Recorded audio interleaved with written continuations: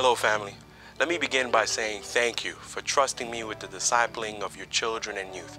It has been a challenging experience, but the most rewarding experience seeing our young people grow in Jesus. In the past 4 years, it has been my fervor to fulfill the vision given to the messenger of the Lord regarding our youth.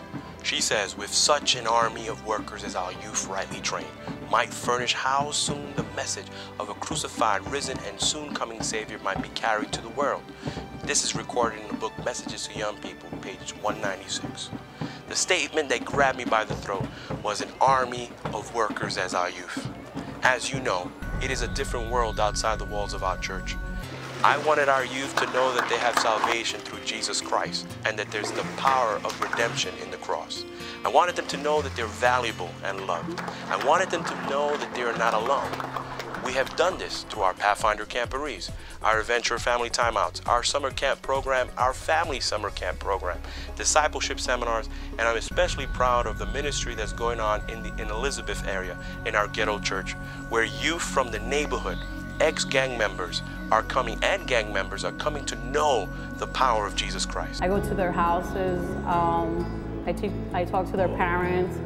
If they go to parties, I go to their parties to make sure there's no drugs, no alcohol. And I still look at them and I see brokenness, I see neediness, and I see needs that have to be met in their lives. I haven't been here in a few weeks, and just from what I see today, it's definitely progressed. And anytime they need me, anytime they come to my house, I'm hungry, or I need a ride, or I need someone to talk, I feel like dying, I feel like taking my life, I can talk to them and make a difference in their life. That had made me a totally different person. Some people say, oh, why don't you take them to a nearby church, which there are. We asked them that question. Why do you guys come? They live far away and they just come out. They come all the way from what they're doing just to come see us. It shows us that they really care, that they really trying to put effort into it and trying to make us believe in it more, believe in God more.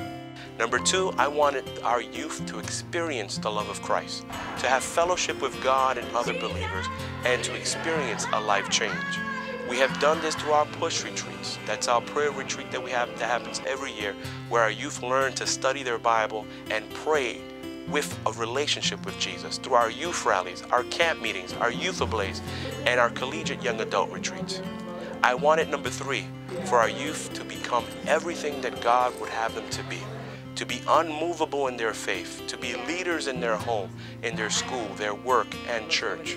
We have done this through our leadership training weekends, our master guide trainings, our own AY leadership certification for youth leaders, our SHAPE seminars where our youth can discover their spiritual gifts and use them for the honor and glory of God. But finally, number 4, I wanted our youth to do evangelism, to use their gifts to conduct community service projects, to go on mission trips. We have done this through our street evangelism. We went to Newark last year, and this summer we're planning to reclaim the city of Elizabeth for Jesus.